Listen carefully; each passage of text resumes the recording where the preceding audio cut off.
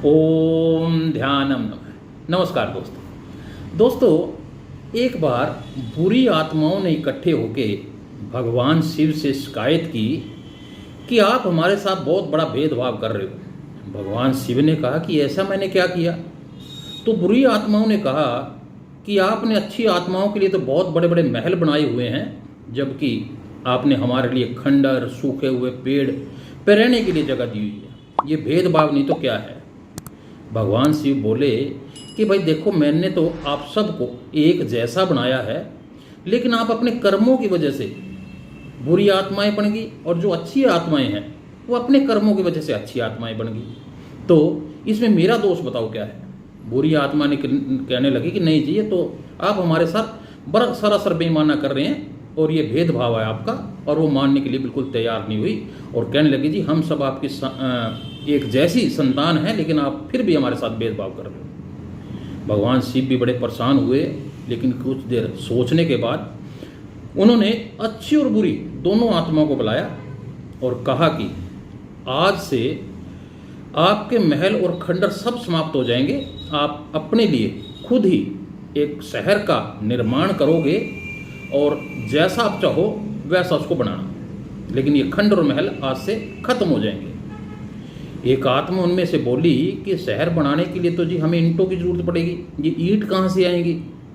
तो भगवान शिव बोले कि धरती पे जो लोग सच और झूठ बोलते हैं, यानी जो सच बोलेगा उससे भी एक मिनट में ईंट बनेगी और जो झूठ बोलेगा उससे भी एक ईंट बनेगी, और ये ईंटें दोनों ही बड़ी मजबूत होंगी। निर्णय आपने लेना है कि आप झूठ बोलने वाले लोगों की द्वारा बनाई गई ईंटें लेगी या सच्चाई वालों की। बुरी आत्माओं ने सोचा कि धरती पे तो बहुत सारे लोग झूठ ही बोलते हैं, तो वहाँ तो ईंटें बहुत ज़्यादा जल्दी बन जाएंगी। तो उन्होंने भगवान शिव से झूठ बोलने वाली ईंटें मांगी और हुआ भी यही।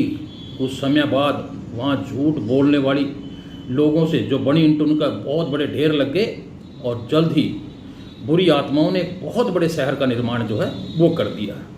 लेकिन जो अच्छी आत्माएं थी उनके पास ईंट कभी कभार आती थी, क्योंकि जो लोग नीचे सच बोलते थे वो बहुत कम थे और वो धीरे धीरे अपने शहर का निर्माण कर रहे थे। और समय बीतता गया और कुछ समय बाद बुरी आत्माओं ने एक विशाल शहर का निर्माण जो वो कर दिया। लेकिन वो मैंने बताया कि जो अच्छी आत्माएं तो धीरे धीरे करके अपने लिए 2-4 मकान ही बना पाई। लेकिन एक दिन हुआ यूं कि जो झूठ बोल कर शहर, ईंटों से बना शहर था, उससे ईंट गायब होने लगी। छत से, दीवारों से, फर्श से, हर जगह से ईंटें गायब होने लगी और देखते देखते वो झूठ वाला शहर जो है खंडर में दोबारा फिर तब्दील हो गया। ये देखकर तो बुरी आत्मा बहुत परेशान हुई और भागे भागे भगवान शिव के पास गई और कहा कि जी, हमारा शहर तो मैंने बड़ी मेहनत से बनाया था, वो सारा का सारा दोबारा फिर खंडर हो गया। तो भगवान शिव कहने लगे, ऐसा कैसे हो सकता है? क्योंकि देखो जी, हमने तो इतना सुंदर महल बनाया था और वो सारा का सारा खंडर हो गया।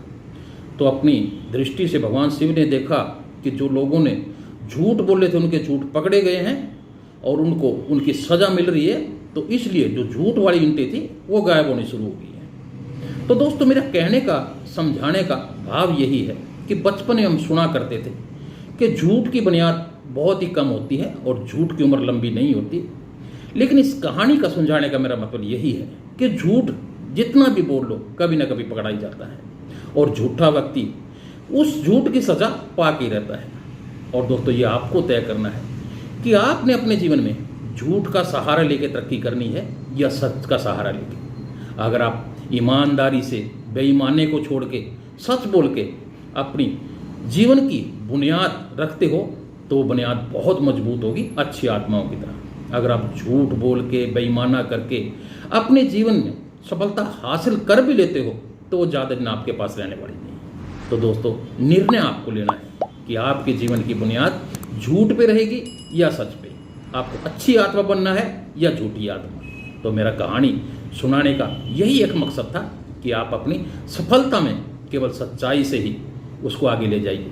यानी सफलता की जो सीढ़ियाँ हैं उसमें सच्चाई का, त्याग का, एक अच्छी भावना का योगदान होना चाहिए, झूठ प्रेम का नहीं। और वही तरक्की ही एक लंबे समय की तरक्की होती है। तो दोस्तों, वीडियो अच्छा लगे तो लाइक और शेयर जरूर करना। जो साथी पहली बार मेरे इस चैनल को देख रहे हैं कृपया करके चैनल को सब्सक्राइब जरूर कर लें, खुद भी देखिएगा, अपने दोस्तों को भी दिखाइएगा और हमारे ओम नमः परिवार से हमेशा जुड़े रहिएगा।